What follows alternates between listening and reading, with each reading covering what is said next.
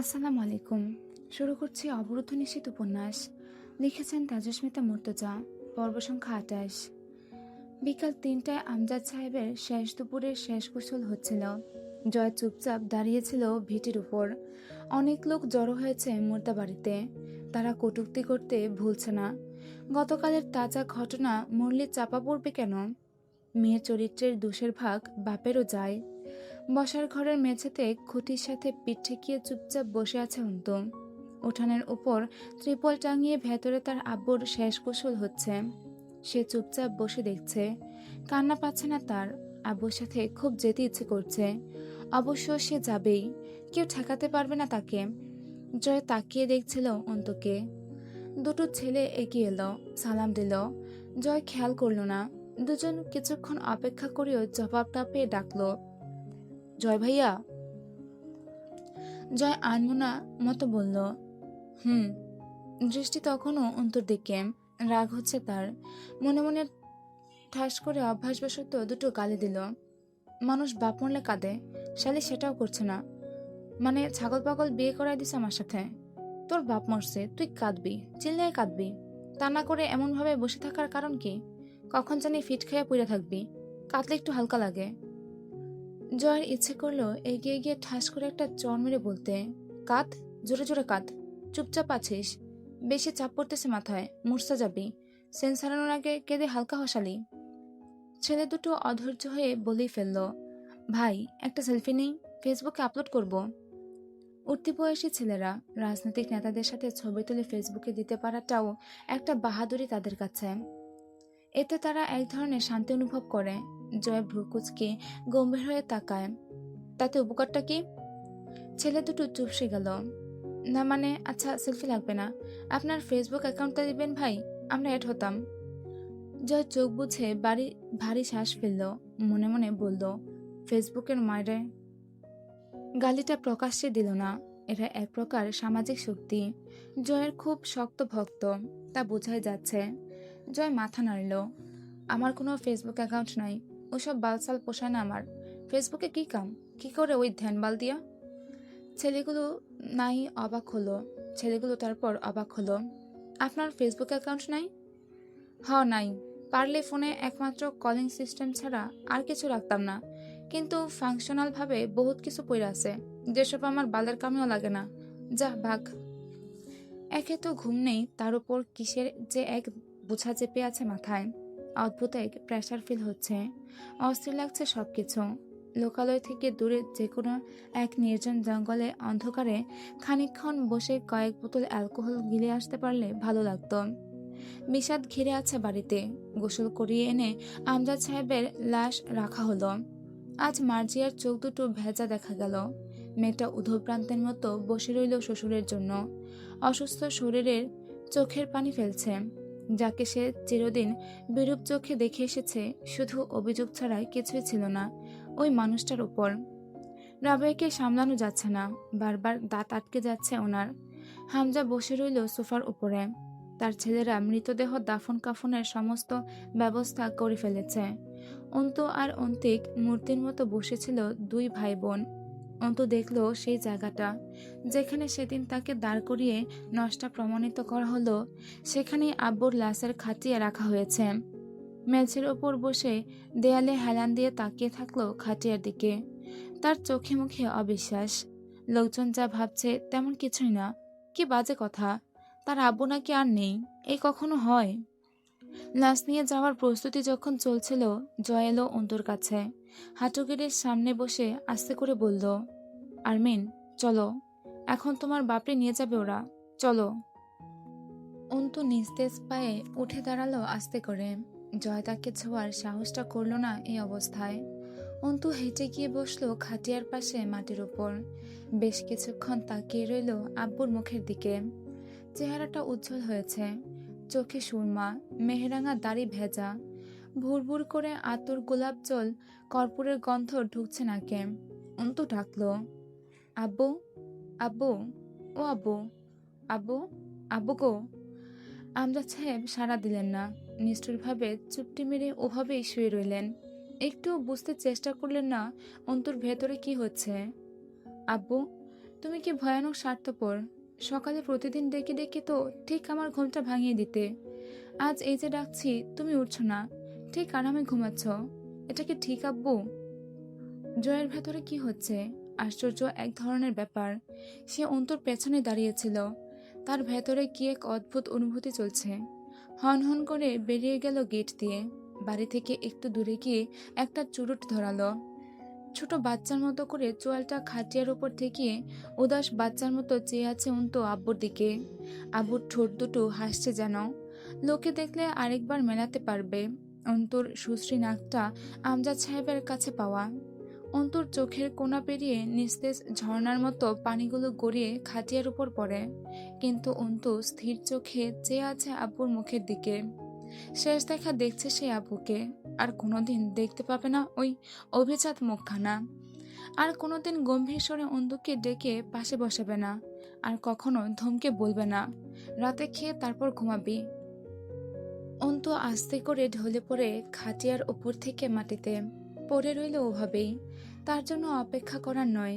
লোকজন অন্তর চেতনাহীনতার মাঝেই অন্তুর আব্বুকে অন্তুর কাছ থেকে চিরতরে সরিয়ে নিয়ে গেল।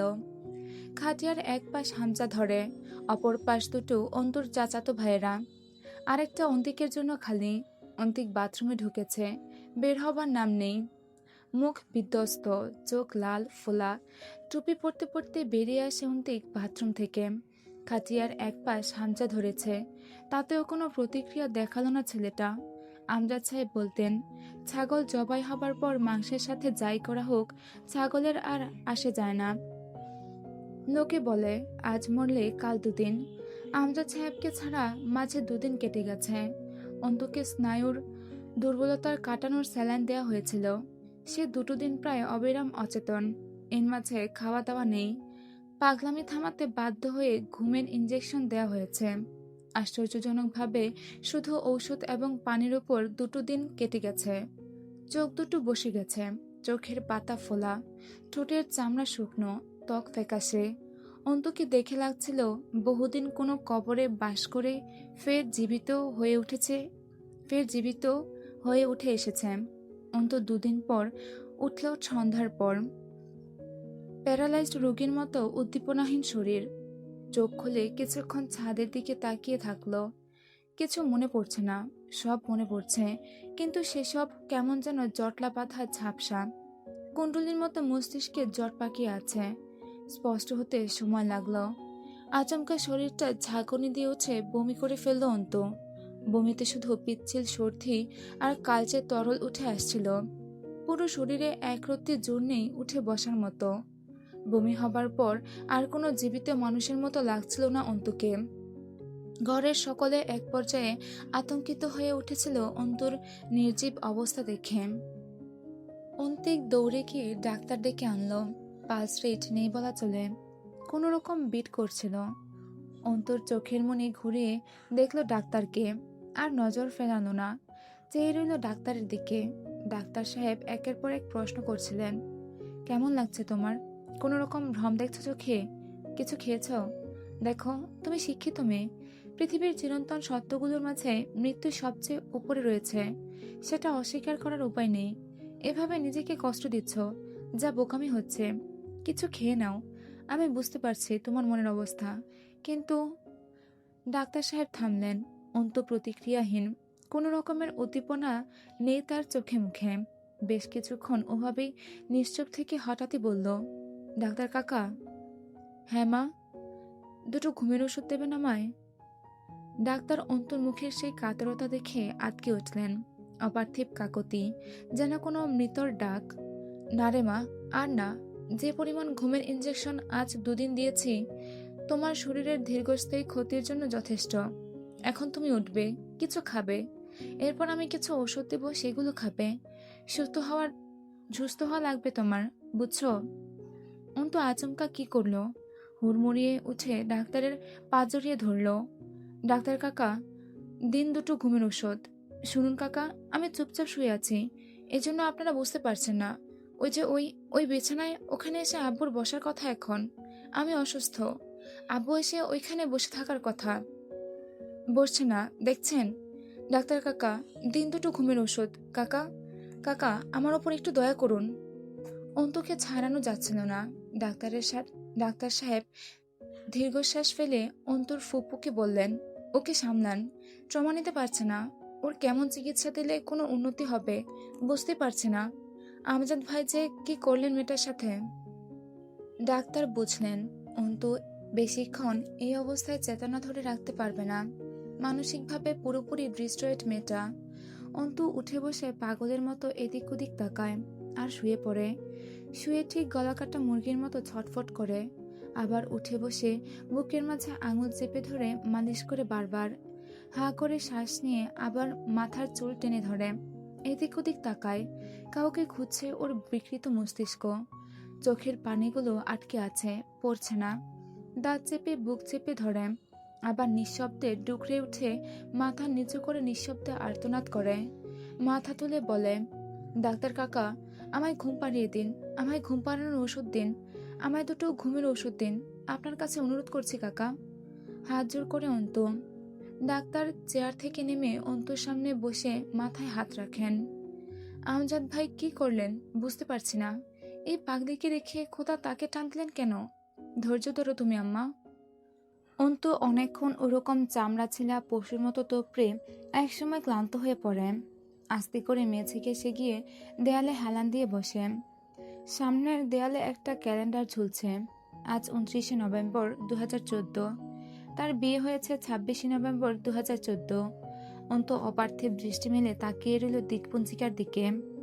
ডাক্তার সাহেব বিস্মিত চোখে দেখলেন অন্তুকে। তিনি যা বুঝলেন তা ভয়ানক। অন্তুর নিজের একাধিক সত্তার উপর চমৎকার নিয়ন্ত্রণ পেয়ে বসেছে। এমন নয় যে সে যখন সত্তা হারাচ্ছে তখন অন্য সত্তাকে ভুলে যাচ্ছে। মাইন্ড কন্ট্রোল করতে পারছে মেয়েটা। ভয়ানক এক মানসিক রোগ। সে নিজেই নিজের ভয়াবহতা বুঝতে পারছে, আবার ভয়াবহতার উপর কাবুও হয়ে রয়েছে। অর্থাৎ তার নিজ নিয়ন্ত্রিত একাধিক মানসিকতা তার ভেতরে জায়গা পেয়েছে। অন্তু চট করে নিজেকে শান্ত করে তুলেছে। এখন দেখে মনে হচ্ছে কিছু ভাবছে। চুপচাপ হাঁটুতে থুতনি ঠেকিয়ে মেঝের দিকে চেয়ে আছে। হাঁটুসহ পুরো শরীর দুলছে রকিং চেয়ারের মতো। তার ঘুম পাচ্ছে খুব, ঘোর লেগে আসছে। ক্ষুধা লাগেনি, তবে অল্প পানি পিপাসা পেয়েছিল। ডাক্তার চলে গেলেন, ঘর ফাঁকা হয়ে এলো। অন্তু টের পেল আব্বু এসে পাশে বসেছে। অন্তু হেসে জিজ্ঞেস করে, কেমন আছো স্বার্থপর আব্বু? আমজাদ সাহেব মৃদু হাসলেন। আমি ভালো আছি, তোকেও ভালো থাকতে হবে। কিছু খাসনি কেন? মৃদু ধমক দিলেন আমজাদ সাহেব। অন্তু ফুপুকে ডেকে বলে, আমার জন্য খাবার নিয়ে আসুন তো, আর পানি আনবেন বেশি করে, গলা শুকিয়ে আসছে খুব। আব্বুর উদ্দেশ্যে হাসল। এখন খুশি? আমজাদ সাহেব জবাব দেন না, চুপচাপ বসে থাকেন অন্তুর পাশে। অন্তু গপাগপ খেলো কয়েকটা খাবার। বমি হবে বোঝা যাচ্ছে, তবু খেলো। খেতে খেতে জিজ্ঞেস করলো আব্বুকে, আমি কি পাগল হয়ে গেছি আব্বু? আমজাদ সাহেব মাথা নাড়লেন। হুম, তুই কুটিল হয়ে গেছিস, আর এই কুটিলতা তোকে অনেক কিছু দেবে। বুঝলি অন্তু, গন্তব্যে পৌঁছাতে অত স্বাভাবিক আর সরল থাকা নয়, বরং নিগুড়, পাগল আর জটিল হতে হয়। প্রথম কথাটা আব্বুর মতো লাগলো না। আব্বু এরকম কথা বলতো না। অন্তু বলে এমন কথা, তবে শেষের কথাটা আব্বুর হতে পারে। অন্তু খাবারের লোকমা মুখে তুলে আব্বুর দিকে তাকায়। আব্বু বসে আছে তার পাশেই দেয়াল ঘেঁষে। অন্তু টের পায় তার আর যন্ত্রণা হচ্ছে না বুকে, একটুও কষ্ট লাগছে না, একদম স্বাভাবিক, সুখী লাগছে নিজেকে। হ্যাঁ, অবশ্য একটু অস্বাভাবিক লাগছে সবটা। চারপাশটা মোটেই স্বাভাবিক নয়, অদ্ভুত।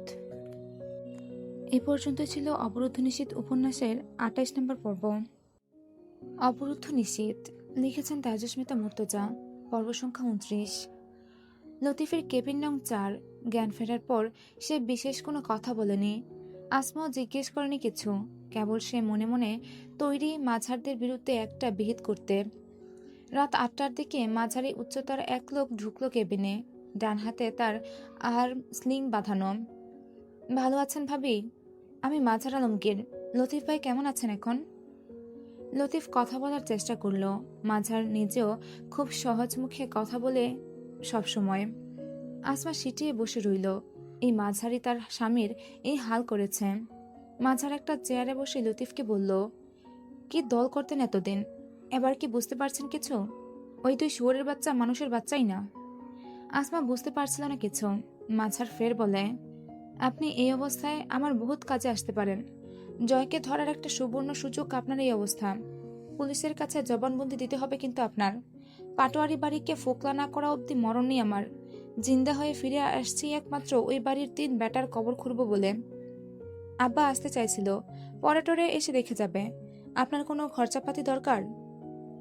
লতিফ মাথা নাড়ল মৃদু। মাঝার আশ্বাস দেয়, তাড়াতাড়ি ঠিক হয়ে যাবেন আপনি। আমি একটা কেস ফাইল করে দিই। আর আমার হিসেব আমি পুলিশ দিয়ে নয়, নিজে মেটাবো। তবে একটু সময় নেব। চোখের ইশারায় জানতে চাই লতিফ, দেরি কেন? কিছু হিসেব বাকি আছে, এখনই দুজনকে উড়ানো যাচ্ছে না। মাঝখানে পলাশ ভাই দাঁড়াইয়া আছেন। পলাশ ভাই ধৈর্য ধরতে বলতেছেন। সে কি চাচ্ছে বা কারণ কি বুঝতেছি না, কিন্তু কিছু করারও নাই তার উপর দিয়ে। আর হারামজাদা দুইটা আরো খানিক সময় পাবে আমার কাছে। অথচ লতিফ ভাই, যতদিন আমার রক্তের বদলা আমি না তুলব ওদের থেকে, আজরাইলও আমায় মারতে পারবে না। মাঝার আরো কিছুক্ষণ কথা বলে চলে যায়। আসমার মনে হলো মাঝার ছেলেটা খুব বদমেজাজি আর বোকা, কিন্তু এতক্ষণের কথায় সে যা বুঝেছে তা বিশ্বাসই হচ্ছিল না। স্বয়ং কাটাতে সংশয় কাটাতে স্বামীকে জিজ্ঞেস করে, তোমাকে আসলে মারছে কে? ছাদের ক্লাব থেকে পলাশের শহরের ভেতরের নাইট ক্লাবের বিল্ডিংটা দেখা যায়। রং বেরঙের আলো জ্বলছে বিল্ডিংয়ের গা বেয়ে। হামজা এসে দাঁড়ালো পাশে। কাচের বাটি ভর্তি করে কাঠবাদাম, পেস্তা ও কাজু নিয়ে দাঁড়িয়ে খাচ্ছে জয়। কাজু বাদাম খেলে গা চুলকায়, অ্যালার্জি আছে তার, তবু খাওয়া বাদ দেওয়া যাবে না। এক মুঠো ভরে নিয়ে মুখে পুরল। হামজা এসে দাঁড়ানোর পরেও কোনো কথা বলল না, চোখও ফেরালো না। হামজা নীরবতা ভেঙে বলল, নারীর চোখের প্রাণী অম্লের মতো, তা জারে সাজিয়ে রাখলে ঠিক আছে, তাতে বেশি মনোযোগ দিয়ে কাছে টানলে ক্ষয় হয়ে ঝলসে যাবি।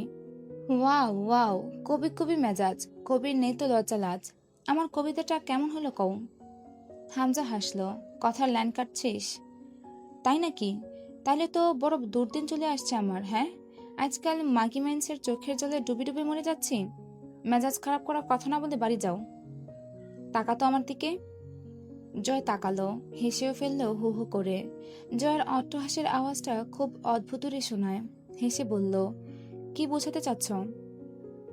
ঘায়েল হলে পুরুষ মাতাল হয়, আর নারী কুচক্রী। নারীর কুচক্র অম্লের চেয়েও বেশি ক্ষয় সাধক। জয় ঠোঁট বাঁকিয়ে হাসল। জয়কে ক্ষয়ও করা যায়? জেনে ভাল লাগলো। এমন ভাবনা ভাবার ক্ষেত্রে অধঃপতনটা তোমার নাকি আমার? যেহেতু আমি সঠিক ভাবছি তাই অধঃপতনটা তোর। মাছি তাড়ানোর মতো হাত নাড়ায় জয়। হামজা ভাই জিন্দাবাদ। জয়, তুই যদি মাটির তৈরি ফুলদানি হোস, তো সেই মাটি দিয়েছে জমিন, অর্থাৎ তোর বাপ। কিন্তু সেই মাটি পিটিয়ে হাতের দক্ষতায় সাজিয়েছে কিন্তু আমি তোকে। তোর চেয়ে তোকে ভালো জানা মানুষটা আমি, আমার লেখা বই তুই। দুটো কাজু বাদাম মুখে তুলে নেয় জয়। আওয়াজহীন হাসে। তোমার লেখা বই? তা হোক বা না হোক, শয়তানি কালামের বই আমি, যার প্রতিটা মন্ত্র প্রয়োগ করো নিজের স্বার্থে। এ আর পুরনো কথা কি, আমি স্বার্থপর, এ কথা পূর্ব দিগন্তে সূর্য ওঠার মতোই চিরন্তন সত্য। জয় কাজু বাদাম চিবুচ্ছে, খানিক চুপ থেকে হাসে হামজা। মাঝে মধ্যে অভিযোগ হয় তোর আমার উপর, তাই না? অভিযোগ? ওসব সস্তা লোকেদের হয়। আমি হাইফাই ভিআইপি মানুষ, ওসব ছোটলোকি ব্যাপার আমার হয় না। তবে হওয়া উচিত। তুমি ভালোবাসো না আমায়, সব ভণ্ডামি। তবে হয় না কেন জানো? কারণ আমি ভালোবাসার মতো লস প্রজেক্ট টাইপ অনুভূতির আশা রাখি না কারো কাছে। অদ্ভুত এক সম্পর্ক, বর্ণনা করা যায় না। তোমার আমার প্যাচ। না আমি তোমায় ভালোবাসি, না তুমি আমায়। তবু দূরত্ব সয় না, জটিল কেস, ঠিক বলিনি? হাত উপরে তুলে আড়মোড়া ভাঙে জয়। হামজা গা ঘেঁষে দাঁড়ায় জয়ের জ্যাকেটের চেন খোলা ছিল, তা লাগিয়ে দিয়ে বলল, ঠান্ডা লাগে না তোর? ধাক্কা মেরে ফেলে দিই ছাদ থেকে। এক শর্তে ধাক্কা মারার অনুমতি দিতে পারি। হামজার ভ্রু কুচকে তাকায়। জয় আবদার করার মতো নাটক করে বলে, আমার জন্য একটা 5 স্টার কবরের ব্যবস্থা করতে হবে। হামজা হেসে ফেলল। এরপর অনেকক্ষণ নীরবতা। হামজা টের পায় জয় অস্থির, অশান্ত। বেশ কিছুক্ষণের নীরবতা ভেঙে বলে, তোর জন্য আমার অনুভূতি শূন্যের মতো জয়। সংখ্যার আগে বসাবি তো ওটা মূল্যহীন লাগবে, যেটা তুই আমার প্রশ্রয় বলিস। কিন্তু সংখ্যার পরে বসালে দেখবি সমান্তরাল হারে সংখ্যার মান বাড়ছে। একক থেকে দশক, শতক, হাজার, অযুত। ওটা ভালোবাসা কিনা জানি না, তুই যা ধরে নিবি তাই। জয় কিছু গাল থেকে উগড়ে দেবার মতো হেসে ওঠে। এসব কাব্যিক কথা রাখো। ভালোবাসা আবেগী অনুভূতি। আবেগের সাথে জয়ের কোনো আপোষ নেই। মেয়ে লোক চাহিদার সামগ্রী আমার কাছে, নাথিং এলস। জয়ের কথা কানে গেল না যেন, আচমকা স্বর বলতে গেল হামজার। তোর চোখে আফসোস দেখার অভ্যেস নেই আমার। পাপ করে পাপ সেই পাপের খেয়ালে ডুবে থাকতে দেখার অভ্যেস নেই। তা শেখাইনি আমি। পাপ যেখানে হয়েছে সেখানেই রয়ে গেছে। তুই ফিরে এসেছিস, তার সঙ্গে নিয়ে ঘুরে বেড়াতে শেখাইনি। জয়, আমি ছাড়া অন্য কিছু তোর অস্থিরতার কারণ হয় তা সহ্য করতে পারি না আমি। হাতের কাজু বাদাম দুটো হাতে ধরে জয় তাকিয়ে থাকে হামজার দিকে।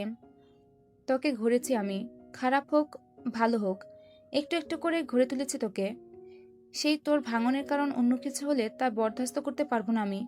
সৃষ্টিকর্তা মানুষকে জান দেয়, কেড়ে নেয়ার মালিক সে।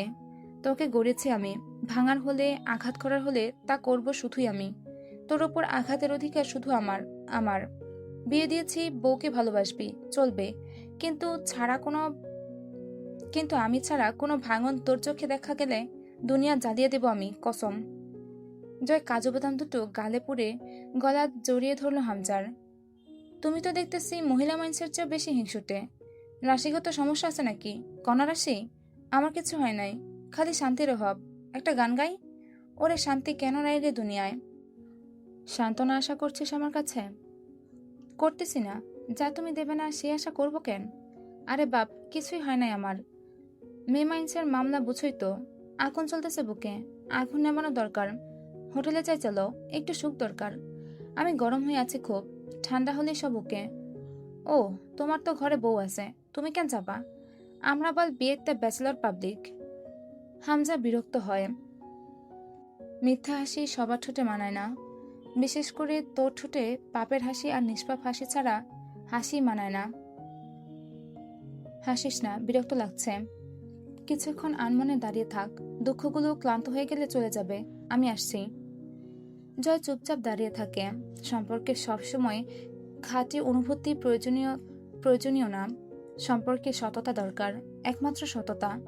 তার আর হামজার সম্পর্কে বিশেষত্ব এটাই, দুজনের কাছে দুজনের কোনো কপটতা নেই, যা মনে তাই মুখে, বানোয়াট কিছু দেখানোর চেষ্টা নেই। এখানে দুজন অবিচ্ছেদ্য। জয় চেয়ে থেকে অন্ধকার আকাশের দিকে। হামজা খুব হিংসুটে একটা ব্যাপারে। জয়ের কোনো ক্ষতি হামজার ওয়াস্তে হলে ঠিক আছে, কিন্তু অন্য কিছুর জন্য নয়। কারণ হামজা মানে জয়ের দুঃখের অধিকার শুধু তার, সুখের অধিকার যে কারো হতেই পারে।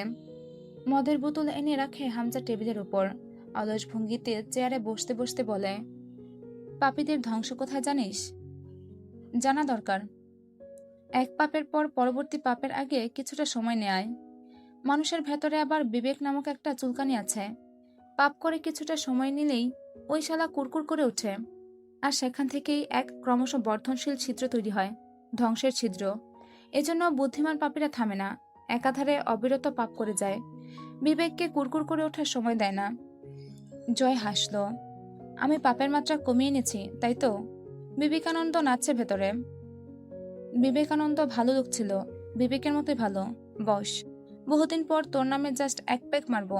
তোর ভাবি কিছু বললে তোর দোষ। ভাবির অবস্থা কি? সে কি ঠিকঠাক হয়েছে? জয় বসে চেয়ারে। হামজার চোখ খেচে এক ঢোক গিলে বলে, মেয়ে মানুষ তৈরির মাটিতে সৃষ্টিকর্তার সামান্য পরিমাণ বিষ মিশিয়ে দেয়, যেটা সাধারণত মায়া হয়ে রয়ে যায় মেয়ে লোকের মাঝে। কিন্তু কোনো আঘাত পেলেই সেই মায়া বিষ হিসেবে প্রকট হয়। এজন্যই ওই জাতের থেকে সাবধানের মান নেই। গলা চলছে আজ। রেকর্ডার অন থাকলে ভাবির জন্য একটা স্পেশাল গিফট তৈরি হতো। অন করিসনি কেন? আমার সব কথা জরুরি, সবগুলো বিশ্ব সংবাদ হবার যোগ্য। জয় হু হু করে হেসে ওঠে। তোমার কি চড়ে গেছে? আমার চড়েনি, তবে আরেকবার এমন পেট বাড়ানো বাটপারি হাসি আসলে কানসার নিচে এমন একটা মারবো তোর চড়ে যাবে। হাসি যখন আসছে না, মাথা ভার লাগছে, মন মতো গিলে গিয়ে ঘুমা। নাটক করছিস কেন? জয় ঠোঁটে আঙুল চাপল। ওকে, চুপ করলাম। হাসি পেলে অনুমতি নিয়ে হাসবো। Sorry sorry. কাল রাতে মাঝার গিয়েছিল লতিফের কাছে। আগামীকাল তোকেও একবার সাক্ষাৎ করে আসতে হবে। এরপর তোকে ট্যুরে পাঠাবো কয়েকদিনের। ট্যুর থেকে ফিরলে বউ এনে দেব। ঢাকা যাবি? জয় নিঃশব্দে হাসলো। জয়ের মতো আজগুবি কথা বলার চেষ্টা করছে হামজা, আর জয় উল্টো চুপচাপ আজ। হামজা গ্লাস শেষ করে নিজস্ব ভঙ্গিতে ঠোঁট বাঁকিয়ে নির্মল হাসল। আমি তো শিক্ষক নই জয়। শিক্ষকের মনে থাকে ক্ষমা, আর হাতে থাকে দণ্ড। আমার মনে তোর জন্য ক্ষমার ভান্ডার থাকলেও হাতে কোনোদিন দণ্ড ওঠেনি, কারণ আমি শিক্ষক নই, তোর কারিগর। আর গড়ে তুলতে শুধু যত্নের প্রয়োজন হয়, প্রশ্রয় দিতে হয়। ভালোবাসা আমার কর্ম নয়। তোকে আমি ভালো টালো বাসি না। বাসা লাগবে না, ওসব আমার পোষায় না। চলো গান ধরি। জয় উদাস চোখে আকাশের দিকে মুখ তুলে গিয়ে ওঠে। ইট গামলায় ইট বানাই, চৌদিকে ভাটা সাজাই, মাঝখানে আগুন জ্বালাইয়া দিল গো। ভেতরে পুড়িয়া সারা, মাটি হইয়া যায় অঙ্গারা। এখন আমি কি করি উপায়? 7 দিন পর শুক্রবার পাঁচ জুমার মসজিদে কিছু মিল্লাত ও দান সাদকার দোয়া করা হলো। ততদিন অন্তুর চাচা ফুপুরা সে ছিলেন দিনাজপুরে। শনিবার সকাল সকাল ওনারা তৈরি হলেন ফিরে যাবার জন্য। অন্তিকটা কেমন মৃতপ্রায় হয়ে উঠেছে। সে 7 দিনে 2-3 বেলা খাবার খেয়েছে, সেটাও উল্লেখযোগ্য হারে সামান্য। মার্জিয়া ধমকে জোরপূর্বক খাইয়েছে। সে চাচাদের জন্য গাড়ি ডাকতে গেল বাসস্ট্যান্ড অব্দি পৌঁছে দেবার। আফজাল সাহেব অন্তুকে ডেকে কাছে বসালেন। অন্তুর হাড্ডিসার দেহটা পোশাকের নিচেও লুকানো যায় না। একটা কালো ওড়না শরীর ও মাথায় জড়িয়ে অল্প একটু জায়গা নিয়ে সোফায় বসে রইল। চাচা বললেন, আইজ কয়দিন তো মেলা পাওনাদারের যাওয়া আসা দেখলাম। বিষয়টা ভালো লাগছে না আমার, বুঝছো? ভাই তো আর নাই। তুমি আর অন্তিক একসময় আসো কুড়িগ্রাম সময় করে। জমি জমা বিক্রির আর দরকার নাই। ও আমার খামার যেমনে চলতেছে চলুক। পাওনাদারদের টাকা মিটমাট করে দিবানি আমি। ভাইয়ের দেনা শোধ না করে যাব কই? অন্তু হাসলো সামান্য। তার প্রয়োজন হবে না কাকা। কেন? এই কথা কেন? অন্তু কথা শেষ করতে চাইল পাশ কাটিয়ে। মাথার চাঁদিতে তীক্ষ্ণ এক চিনচিনে ব্যথা ছড়িয়ে পড়ছে। তা খুব শীঘ্রই মারাত্মক পর্যায়ে যাবে। সে তাকালো চাচার দিকে। আপনি যা বলছেন তা শুনে দয়া করার মতো লাগছে কাকা। আমার ধারণা আপনি সেটাই করতে চাইছেন, যেটা গ্রহণ করতে শেখানো হয়নি আমাকে। কথা বেশি শিখছিস পাকনা মাইয়া? এক থাপড়ে দাঁত ফলায় দিমো। বেহালাজ মেলুক। কাকার সামনে কেমনে কথা কইতে শিখাইছে তোর বাপে, ওইটা আগে শুনি। অন্তু আর কথা বলল না, হাতের তালুর দিকে তাকিয়ে রইল মনোযোগ সহকারে। তার নির্লিপ্ততায় ধৈর্যহীন হলেন আফজাল সাহেব। কথা ক, কি চাস? ওই জমি আপনার কাছ থেকে হাসিল করার পেছনে দৌড়ে ভালো পেরেশানি গেছে আব্বুর। পাওনাদারদের এতদিন যখন ঠেকাতে পেরেছি, আর কটা দিন সবুর করে নেবে ওরা। আমি ওই জমি হাসিল করে তা বিক্রি করেই বরং পাওনা মেটাবো। আবার আসবেন কাকা।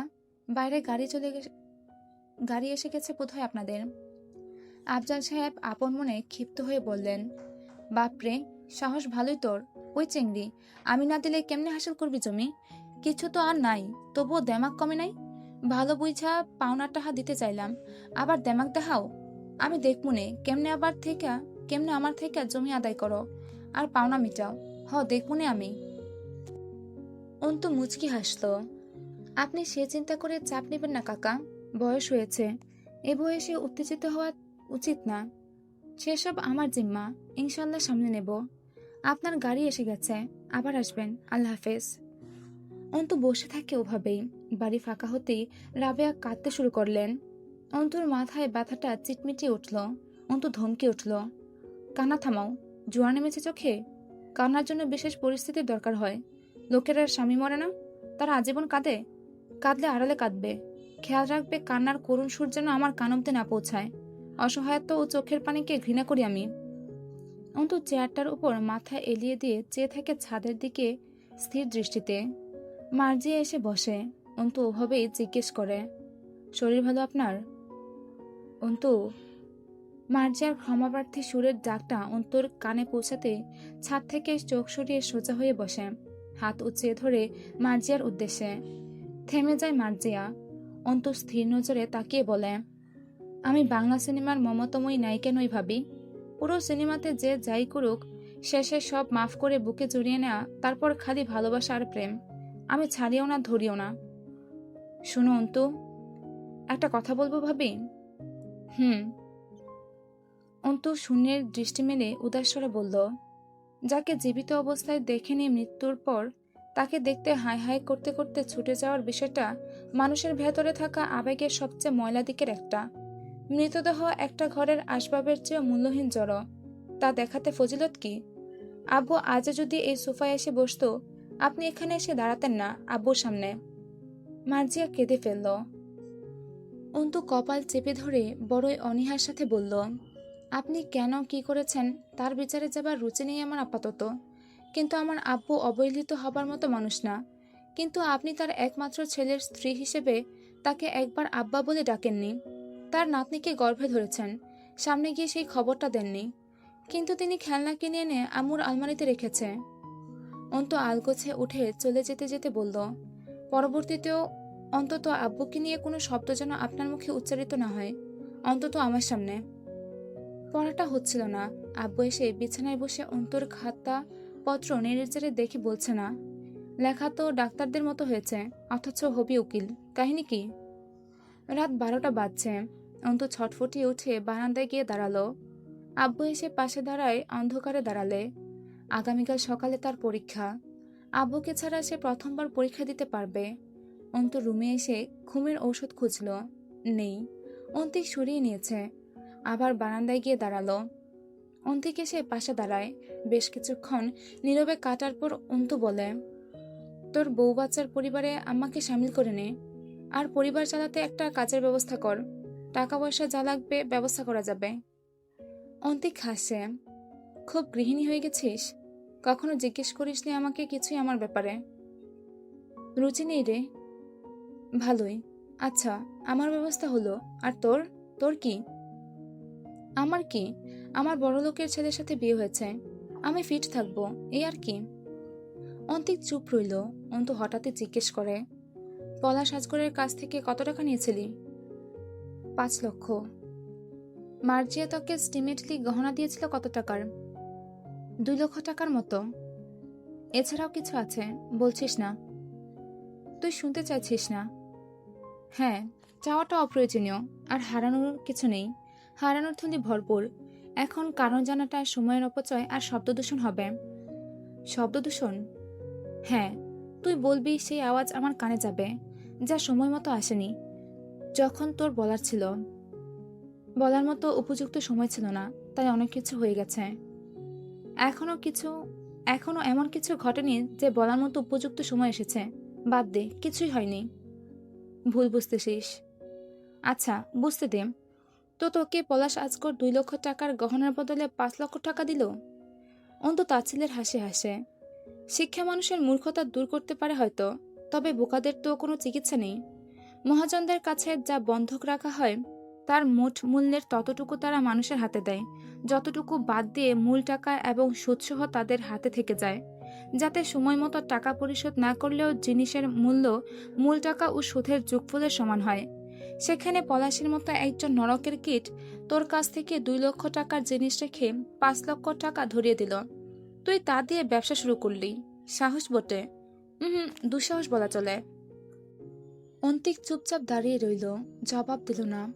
অন্তু বলে, জিদ আর পলাশ তোর দোকান খেয়েছে, বাপটাকে খেয়েছে, বোনের ইজ্জত খেয়েছে। আফসোস, অন্তিক তোকে খেয়ে ফেলেনি। পলাশ তোকে ছিঁড়ে খেয়ে ফেললে আব্বু বেঁচে যেত, আমি বেঁচে থাকতাম, পরিবার বেঁচে যেত। অন্তিক অদ্ভুতভাবে হাসে। তুই নিষ্ঠুর হয়ে গেছিস, আব্বুর চেয়েও বেশি। এই পর্যন্ত ছিল অবরুদ্ধ নিষিদ্ধ উপন্যাসের 29 নম্বর পর্ব। অবরুদ্ধ নিষিদ্ধ লিখেছেন তেজস্মিতা মুর্তজা। পর্ব সংখ্যা 30। শনিবার দিবাগত রাত প্রায় 2:30 বাজছে। লতিফকে ব্যথার ঔষধ খাওয়ানোর ফলে শুয়ে পড়েছিল। আসমা বসে ঝিমুচ্ছে। তার মেয়ে জ্বালাতন করছে, শুতে পারা যাচ্ছে না। পুচকে সন্ধ্যার পর ঘুমিয়ে রাত জাগে। কেবিনের দরজায় ধাক্কা পড়ল। বেশ কিছুক্ষণ দ্বিধাদ্বন্দ্বে ভুগে দরজা খুলতেই হুড়মুড়িয়ে ভেতরে ঢুকে দরজা আটকে দিল জয়। আসমার আতঙ্কিত মুখের দিকে তাকিয়ে জয় নিজের স্বভাবসুলভ ভঙ্গিতে হাসল। লাইট জ্বালান ভাবি। বেশি অন্ধকারে থাকলে চোখ নষ্ট হয়ে যায়। আর চেঁচাবেন না যেন ভুল করেও, তাতে শব্দদূষণ হয়। মহিলা বয়ে চুবুথুবু হয়ে বলে, কেন আসছেন? জয় দুপাশে মাথা নাড়ল। লাইট জ্বালান। লতিফের ঘুম ভাঙল। ভয়ে শীতের রাতে ঘাম ছুটেছে বেচারার শরীরে। জয় কোমর থেকে পিস্তল বের করে ম্যাগাজিন খুলে বুলেট চেক করতে করতে বলল, শরীর ভালো লতিফ ভাই? লতিফ উঠে বসার চেষ্টা করল, পারল না। জয় পিস্তল লুট করে তাকালো। বিশ্বাসঘাতকদের বাঁচিয়ে রাখতে নেই লতিফ ভাই, সব নীতিতেই তাই। তবে বিশেষত রাজনীতিতে বিশ্বাসঘাতকরা শুকনো খড়িতে ধাউ ধাউ করে জ্বলা আগুনের মতো। আজ আমাদের সাথে গাদ্দারি করছেন, কাল মাঝারের সাথে করবেন। আপনাকে মেরে ফেলা উচিত। আপনি যে কারোর জন্য ক্ষতিকর। এখন যেহেতু মাঝারের হয়ে কাজ করছেন, কদিন পর আপনার ছোবল মাঝারও খাবে। তো আজ শত্রুপক্ষের একটা উপকার করব।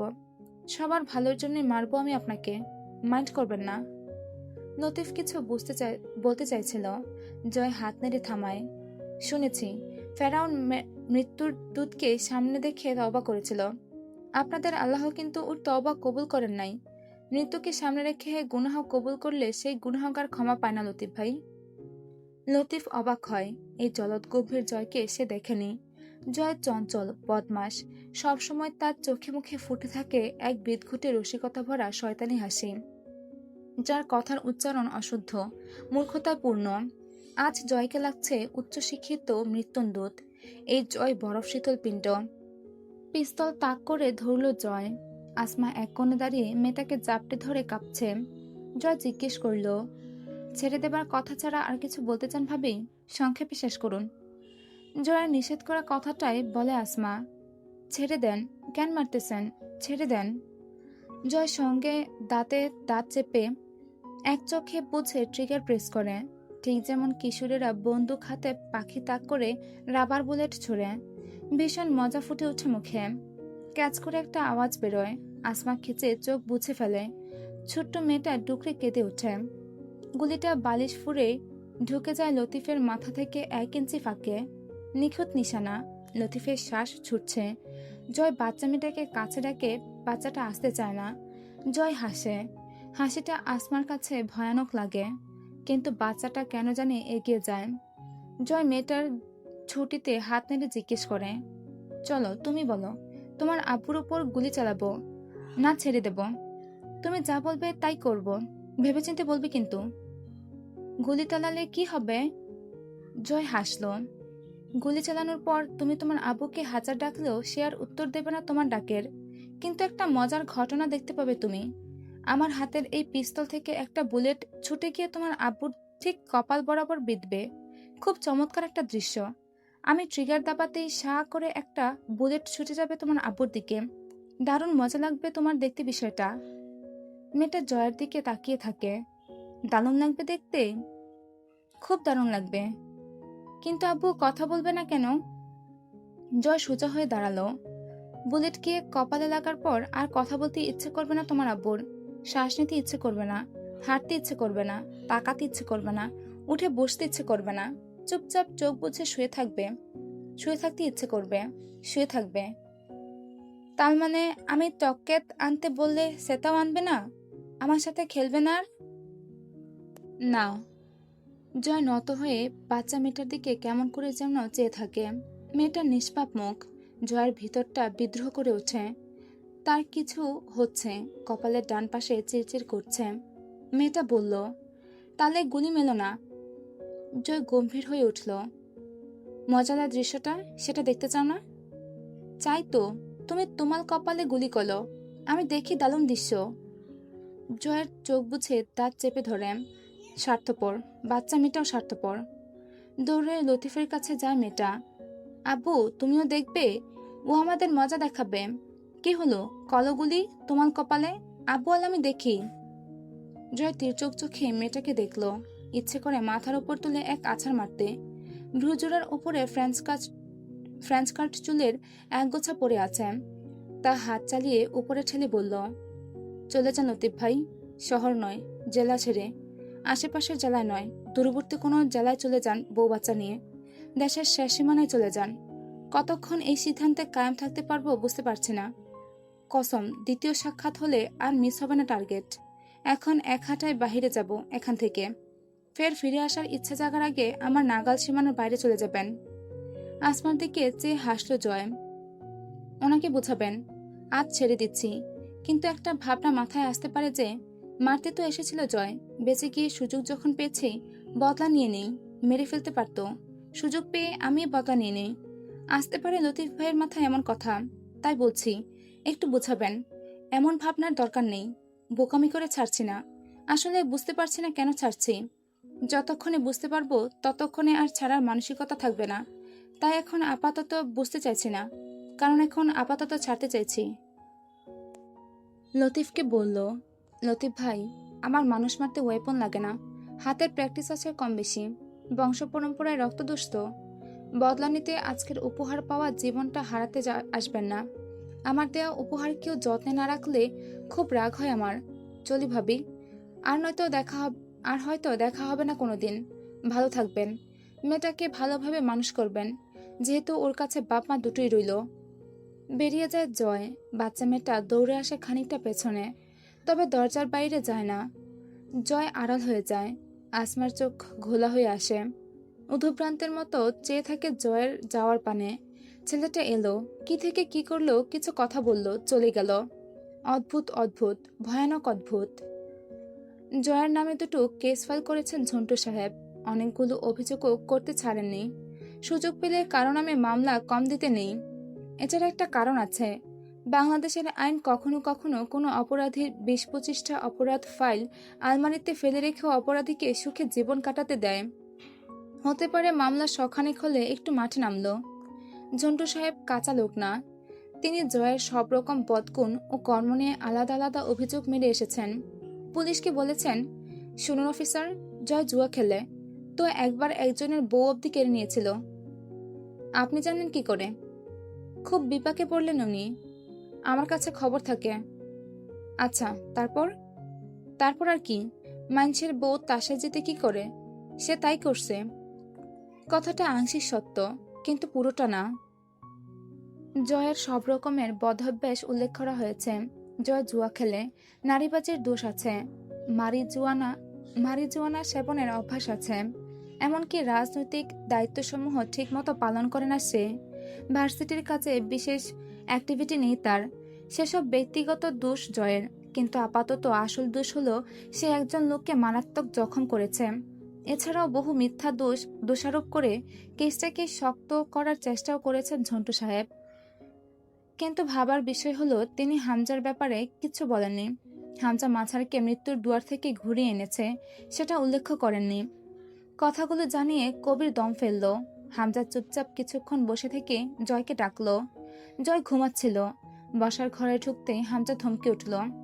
লুঙ্গি উঁচু করে বাঁধ, ঘর ঝাড় দেওয়ার জন্য আর ঝাড়ু কিনবো না, তোর লুঙ্গি যথেষ্ট। এবার লুঙ্গিটা উঁচু করে ঠিক কোমর অবধি তুলে বাঁধল। আর একটু তুললেই ইজ্জতহানি হতে পারত। কবির কপাল চাপড়ালো। তার পিঠে চাপড় মেরে সোফায় বসে তরুকে ডাকলো জয়। আদা, মশলা, মরিচ, পেঁয়াজ, রসুন মেরে একটু গরম পানি করে দে রে তরু, গলায় কুরকুরানি উঠতেছে। তরু কটমট করতে করতে এসে বলল, একটু হলুদ, ধনিয়ার গুঁড়ো, সয়াবিন তেল, জিরেও দেই। যদি গলার ব্যথা সারাতে কার্যকর হয় তাহলে আলবাত দিবি। সাথে একটু মাল মেশাতে পারিস, অত্যন্ত সুন্দর একটা ড্রিঙ্কস তৈরি হবে। হামজা গম্ভীর মুখে কর্কশ্বরে বলল, লতিফকে রেহাই দিতে পাঠিয়েছিলাম তোকে? রেহাই? ছি, অপবাদ দিচ্ছ। জয় বাংলা নামে শপথ করে বলতেছি, আমার তোমার পেছন বাঁচাইছি আমি। হামজা শীতল চোখে তাকিয়ে রইল। জয় বলল, সামনে ইলেকশন, মাঝার আর ওর আপন বাপ আমার নামে অলরেডি মামলা মারছে। পলাশের সাথে পুন্দাপুতি চলতেছে। ভার্সিটির হলে সিন নিয়ে ঘূর্ণিঝড় হচ্ছে। এই বাসগুলাই আমি তুমি সহ পুরা পার্টি মিলে পেছন পেতে দিলেও নিতে পারবো না। তো মনে করো এইসবের মাঝেও যদি লতিফার ইন্নানিল্লা করে আরেকটা বাস বানানোর কি খুব দরকার? হামজা শব্দহীন হাসল। তুই শুধু এই কারণে ওকে ছাড়িসনি। জয় কথা বলল না। হামজা বলল, লতিফকে যেন কোনোভাবেই খুঁজে পাওয়া না যায়, তবেই ওর গুম হবার সাসপেকশনটা শুধু মাঝার আর ওর বাপের উপর থাকবে। জয় উঠে যায়। সদর ঘরে দুটো মহিলা এসেছে। মাঝারের কাছে হামজার কাছে জন্ম নিবন্ধনের কাগজ সাইন করাতে। এটা কাউন্সিলরের কাজ, অথচ এখানে কেন এসেছে বুঝতে পারল না। মশলার ঝাঁজ রিমির সহ্য হয় না, কাশি উঠে যায়। মুখে শাড়ির আঁচল চেপে মশলা কষাচ্ছে। শাহানা মারাত্মক অসুস্থ হয়ে পড়েছেন। কাজের মহিলাগুলোর হাতের রান্না খাওয়ার অভ্যাস নেই এই বাড়ির পুরুষদের। তরু পানির পাত্র চুলোয় বসিয়ে গরম মশলা বের করলো। খুব তাড়ায় আছে সে। দুটো লবঙ্গ, এলাচি, 2 টুকরো আদা, 1 চিমটি লবণ দিল পানিতে। দারুচিনি দেবে কিনা তা ভাবার বিষয়। এত তাড়াহুড়া করে পানি গরম করছো কার জন্য? জয় গলার ব্যথায় পাগল হয়ে যাচ্ছে। রিমি কুটিল হাসলো। পাগল হচ্ছে নাকি তোমায় বানাচ্ছে? কি বলো, কিছুই বুঝলাম না ভাবি। এজন্যই তোমার এই দুর্দশা। কি দশা? বলে কুটনামি হবে, নিচে দেখলে ভালোভাবে অনুভব করতে পারবে। ওরে বাবা, ধাঁধা বানাচ্ছ কেন? বলো না কি হয়েছে। বলো না কি হয়েছে আবার। আবার কি করেছে সে? তোমার এই আল্লাহের কতটুকু মর্যাদা আছে তোমার পরাণপ্রিয় জয়ামের কাছে? তোর দুপাশে মাথা নেড়ে মুচকি হাসলো। তোমার যে কেন এত শত্রুতা ওর সাথে? অবশ্য আমার ভালোই লাগে তোমাদের এই ফাইট। আমার খুব খারাপ লাগে তরু, তোমার জন্য। চোখ থাকতে অন্ধ, মাথার দরজা বন্ধ। এমন লোকেরা খুব ভালোভাবে ঠকে যায়, বুঝলে? ধরু, যা বলবে বলো তাড়াতাড়ি। আমার কিন্তু পানি গরম শেষের দিকে। কোন আশায় করছো এসব? তোর বিরক্ত হলো একটু, কিন্তু চেপে বলল, আরে কি করছি, খুলে বলো না। আগে বলো, এই যে জয়ামিরের পেছনে নিজেকে লুটিয়ে দিচ্ছ, কোন আশায়, কি ভেবে? মুখটা ছোট হয়ে গেল তরুর। কথা বলতে পারল না। চোখ দুটো এক মুহূর্তে ঝাপসা হয়ে এলো। জবাব দাও, কেন করছো এসব? তরু ছলছল চোখে রিমির কঠিন মুখের দিকে চেয়ে বলল, এভাবে বলছো কেন ভাবি? আমার কিছুই চাওয়ার নেই ওর কাছে। মায়া ভাবি, খুব মায়া লাগে। ওর তো কেউ নেই, আমি ছাড়া কে দেখবে ওকে? রিমির মুখে আচমকা মলিন হাসি নেমে এলো। স্নেহভরে তরুর দিকে চেয়ে বলল, গর্ধব মেলোক, এটাই বোঝাতে চাচ্ছি। ওর অনেকে আছে, তোমার কেউ নেই পাগলি মেয়ে। ওর তুমি ছাড়াও অনেক লোক আছে। তরু বিভ্রান্ত হয়ে বলল, কে আছে? না ভাবি, যেদিন থেকে ওকে পেয়েছি আমি ছাড়া ওর কেউ নেই। রাগাবে না আমায়। আমি যা জানি তুমি তা জানো না। শুধু ভাবছি কথাটা বললে কিভাবে সহ্য করবে। সাহস হচ্ছে না আমার। শুধু বলছি তুমি আজ থেকে ওই নিমখারামের ফরমাস খাটবে না, তাহলে আমি তোমাকে এই বাড়ি থেকে বের করে দেব। তরু অবিশ্বাসে বোবা হয়ে গেল।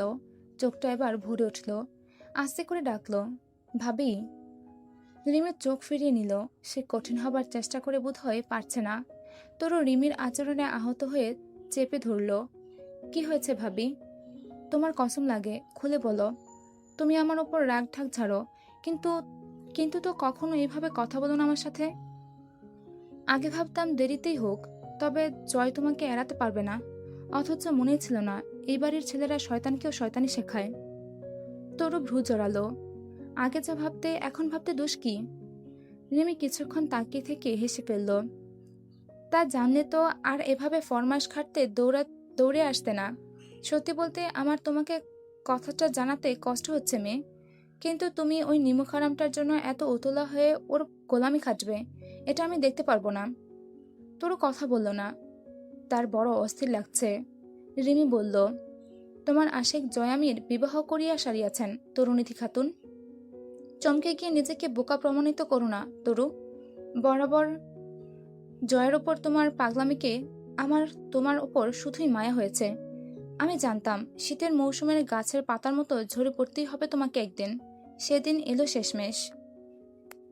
শেষের দিকে উদাসীন হয়ে পড়ল রিমি। তোমার হামজা ভাইকে আমিও ভালোবেসেছিলাম তরু।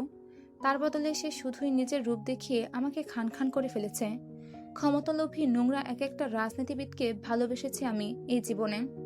আব্বু, কাকা, মাঝার ভাইয়া, অবশেষে এই লোকটাকে। আমি সব বুঝি জানো, তবুও এদের মায়া কাটাতে পারি না। তরু এই জগৎ ত্যাগ করেছে যেন। সে চমকে গেছে কিনা বোঝা গেল না, তবে অসাড় হয়ে দাঁড়িয়ে রইল চুলার পাশে। জয়ামের মিথ্যা বলে না। সে সেদিন বলেছে সে সেদিন তরুকে খুন করে এসেছে। জিজ্ঞেস করলে বিয়ের কথাও স্বীকার করতেও হয়তো, কিন্তু তরু জিজ্ঞেস করেনি। জয় নিজের বিরুদ্ধে যে কোনো ধরনের জঘন্য মিথ্যাকে নির্বিঘ্নে স্বীকার করার জোর রাখে, আর এ তো সত্য। জয়ের ডাক শোনা গেল। তরু, মরে গেছিস? গরম পানি দিয়ে যা হে, গলা আটকে আছে একদম। বের হবো আমি, তাড়াতাড়ি আয় বাল, শার্টটাও আয়রন করে রাখিসনি, কার বালটা পরে বের হবো আমি। তরুকে তবুও চুপচাপ চুলার পাশে দাঁড়িয়ে থাকতে দেখা গেল। রিমি বলল, এ বাড়িতে কোনো বেটা ছেলেই মানুষ না, সবগুলা এক একটা রক্তখেকো জানোয়ার। প্রমাণ না পাওয়া অব্দি বিশ্বাস না করলেও চলবে। এ কথা খুব তেতো শোনায় আমার মুখে, তাই না? সত্যি কথা তো, এজন্য। আজ রবিবার, রবি মানে সূর্য, তাই সূর্যটাও নিজের সবটুকু তাপ ছেড়ে টকবক করে উদিত হয়েছে আজ। সকাল 10:30টার দিকে মুস্তাকিন এসেছে, বসে আছে। অন্তু বই খাতা গুছিয়ে রেখে বসার ঘরে যাবার আগে অভ্যাসবশত মাথায় ওড়না তুলতে গিয়ে হাসে। বেশ্যার মাথায় ওড়নার পর্দা, হাস্যকরই তো। মুস্তাকিন মাথা নত করে বসে আছে, তার অভিব্যক্তিটা অব্যক্ত। কেমন আছেন মুস্তাকিন সাহেব? অন্তুর আওয়াজে নিরস মুখে তাকায় মুস্তাকিন। ঢাকা ছিলাম, কিছু জানতাম না, কি থেকে কি হয়ে গেছে এই কদিনের ব্যবধানে। অন্তু হাসার চেষ্টা করল। কোনো একদিনের ব্যবধানে দেখবেন এই পৃথিবীতে কেয়ামত ঘনিয়ে এসেছে। যা ঘটবে তার আভাস কোনো কমই সরি যা ঘটবে তার আভাস খুব কমই পাওয়া যায়। মুস্তাকিন সাহেব, কি ব্যাপার, তাকাচ্ছেন না কেন আপনি? ইচ্ছে করছে না। কেন? বুঝতে পারছি না, আমার এতক্ষণেও বিশ্বাস হচ্ছিল না। এই সবে আপনার কথার ধরনে বিশ্বাস করার তাগিদ টের পাচ্ছি। কি থেকে কি হয়েছে? মুস্তাকিনের দিকে চেয়ে অন্তু মলিন হাসল। সেদিন আপুদের কোথায় নামিয়ে দিয়েছিলেন? সেদিন স্যারের নিষেধ না মেনে আমি ওনাদের সাথে আসলে এসব কিছুই বদলাতো না। কিছুই বদলানোর ছিল না ওখানে। রটানা রুটে যাওয়া আর বাত ফুরে পানির স্রোত মুক্ত হয়ে যাওয়া একই। সেই পানিকে ফেরানো যায় না, রটনা মুছে ফেলা যায় না। ছাড়ুন সেসব কথা। মুস্তাকিন বেশ কিছুক্ষণ চেয়ে রইল অন্তর দিকে, নিজেকে সামনে চোখ ফিরিয়ে বলল, কে অন্তত অসম্মান করার সাহস পেত না আমার সামনে আপনাকে। আর লোকে কি বলল তাতে প্রভাবিত হবেন কেন আপনি? লোকের কথায় আসে যায় না। অন্তু আলতো হাসল, উদাসীন হাসি। খুব আসা যায় মুস্তাকিন সাহেব। আত্মসম্মান অবধি ঠিক আছে, কিন্তু যখন প্রশ্ন সম্মানের উঠে, তখন লোকের আপনাকে সম্মান দিলেই সেটা কেবল সম্মান। সম্মানের ব্যাপারটা হলো আপনাকে বড় বলে বড়সই নয়, লোকে যারা বড় বলে বড়সই হয়। কিন্তু লোকে যদি ছোটকে বড় বলে, সেটাও ভুল নয়। তাদের দৃষ্টিকোণ থেকে তো তা ঠিক। তাদেরকে দেখানো হয়েছে বিধায় তারা ছোট দেখছে, নয়তো এত ছোট করে দেখার সুযোগ ছিল কোথাও তাদের। মুস্তাকিন আস্তে করে মাথাটা নত করল, কিছু ভাবল। সোফার হাতলে হাত এলিয়ে মাথা নিচু করে বসে রইল। হাতের ঘড়িটা জলজল করে জ্বলছে। আজ অব্দি মুস্তাকিনকে কখনো পুলিশের ইউনিফর্মে দেখেনি অন্তু। প্রতিবার এমন ফর্মাল গেট আপে দেখা গেছে। পরীক্ষা চলছে না আপনাদের? আজ নেই? আজ শেষ হবে, দুপুর 2টোয় পরীক্ষা আছে। একটু থেমে জিজ্ঞেস করল, আপনার তদন্ত কত দূর, কোনটা নিয়ে আগাচ্ছেন? অন্তু কাটাতে চাইছে, মুস্তাকিন টের পেল। নতুন কিছু হাতে এসেছে। নিস্তেজ লাগছিল মুস্তাকিনের স্বর, তাকাচ্ছিল না অন্তুর দিকে। নিজের বাঁ হাতের তর্জনীতে থাকা ঘড়ির চাবির দিকে চেয়ে আছে। নতুন কিছু? পুরনোগুলো আনসলভ রেখে নতুন কেন? পুরনো কোনটার কথা বলছেন? অন্তু গভীর চোখে মুস্তাকিনকে পরখ করে চোখ নামালো। আখির রেপ অ্যান্ড মার্ডার মিস্ট্রি, ওর মেজো ভাই সুহানের খুনের রহস্য। বড় ভাই সোহেলের লাশ পাওয়া গেছে ওই বাড়িতে যেখানে সালমা খালারা থাকতেন, কিন্তু এখন তারাও নিখোঁজ। চাঁদনি ভাবি সালমা খালা আগে গেছেই বা কোথায়, হুট করে হারিয়ে গেছে। সেখানে বড় ছেলের লাশ পাওয়া গেল। এগুলো কি পছন্দ হয়নি আপনার কেস হিসেবে? মুস্তাকিন একটু চুপ থেকে শান্তভাবে মাথা নাড়ল। সব মাথায় আছে, তবে যেটা নেই সেটা হলো তদন্তের উপাদান, ক্লু। ক্রাইমগুলো শুধু হয়েছে, তবে সেগুলোর বিশেষ কোনো সূত্র নেই যা ধরে অপরাধী অবধি এগোনো যায়। আখির কেসটা বন্ধ হয়েছে ফরেন্সিক রিপোর্ট পাওয়ার সাথে সাথেই, কারণ সেখানে একটা সাসপেক্টেরও বিরুদ্ধে কোনো রকম ক্লু ছিল না। সুহানের মৃত্যুর ব্যাপারটা সবার জানা, আর সেদিন সোহেল মরল, ওটারও কোনো সূত্র নেই, শুধু ওই রক্তপুঁজ আর মেলাটোনিন হরমোনের স্যাম্পল ছাড়া। অন্ত ভ্রু জোড়ায়। Melatonin hormone? সে যেটাকে নোংরা জিনিস ভেবে ভুল করেছিল, এখনও তার সন্দেহ আছে বিষয়টা নিয়ে। ভার্সিটির এক মেয়ে বলেছিল সুহানের মৃত্যুর ব্যাপারে, সেটা ঝাপসা। আপনারা আখির লাশ পাঠিয়েছিলেন, আপনাদের জানার কথা। চাঁদনিরা কোথায় আছে? কোথায় পাঠিয়েছিলেন লাশ? আমি পাঠাইনি, ডিপার্টমেন্ট থেকে পাঠিয়েছিল। ওদের থেকে কালেক্ট করতে পারবেন না? পারলে আপনাকে দেব, পারলে দেব আপনাকে, কিন্তু আপনার এসব জেনে কি হবে? কি প্রয়োজন? হাসল মুস্তাকিন। অন্তু হাসার চেষ্টা করলো, কিছু বলল না। কালেক্ট করে জানাবো আপনাকে। উকিল হতে এখনো বছরখানেক বাকি। এখনই এত খাটবেন না, এনার্জি বাঁচিয়ে রাখুন, নয়তো বিতৃষ্ণা ধরে যাবে নিজের পেশার প্রতি। অন্তু কিছুক্ষণ নির্বিকার, পরে জিজ্ঞেস করল, সোহানের ব্যাপারটা কি? কিছুক্ষণ নীরবতা, পরে চোখ তুলে তাকিয়ে একদমে বলে ফেলল, যদি বলি সোহানকে জয়ামির মেরেছে, বিশ্বাস করবেন? অন্তু ভ্রু কুচকালো সামান্য। অসম্ভব কিছু নয়, অবিশ্বাস করার মতো ব্যাপার দুনিয়াতে খুব কম। কেন মেরেছে জয়ামির সোহানকে? রাজনৈতিক মামলা। সোহান মাঝারের পার্টির লোক ছিল। তখন হামজা সবে ঝন্টু সাহেবের ভাতিজাকে বিয়ে করেছে। হুমায়ুন পাটোয়ারি কাউন্সিলর, জয় ছাত্রনেতা হয়ে উঠেছে। হামজা পুরোদমে দাপিয়ে বেড়াচ্ছিল রাজনীতিতে, কিন্তু এতে ঝন্টু, মাঝার আর হামজার শ্বশুরের কোনো রকম সুবিধা করতে পারেনি হামজার ক্ষমতার উপর। একটা ভাঙন, এরপর কিছু একটা ঝামেলা হয়েছিল মাঝারের সাথে, যা এখনো চলছেই। সেই জের ধরেই জয় সোহানকে অমানসিক মার মেরেছিল। এরপর ছেলেটার ক্যান্সার হলো, আর ওর চিকিৎসার জন্যই সালমা খালা জমি বিক্রি করেছিলেন। অন্তু বিশেষ আগ্রহ পেল না, কিছু কথা নতুন অবশ্য, তবে শেষের কথাগুলো তানিয়ার কাছে সে শুরুতেই শুনেছিল। কোনো চমকপ্রদ কাহিনী লাগলো না, কিন্তু চাঁদের ওই কথাটা খুব ধাক্কাধাক্কি করছিল ভেতরে। সাবধান না হয়ে একটাকে হারিয়েছি। চাঁদনির সব কথাই ভারী, তবে এটা যেন মেয়েটাকে খুব উদাসীনতা আর রহস্য ভরে বলেছিল। মুস্তাকিনের বর্ণনা সাদৃশ্য আনতে পারল না তার সাথে। বেশ কিছুক্ষণ চুপ থেকে অন্তু প্রসঙ্গ বদলায়। আপনার মা বাবা কোথায় থাকেন? স্কুলে আমি আপনাকে দেখেছি খুব কম, তেমন দেখা হয়নি, আর ওনাদের ব্যাপারে কিছু জানিই না। আম্মা দিনাজপুরেই, তবে পাশের গ্রামে থাকেন, বাবা ঢাকায়। আচ্ছা, ওনারা একসাথে থাকেন না? আর ভাই বোন? আপনাদের পারিবারিক ব্যাপারটা বুঝলাম না।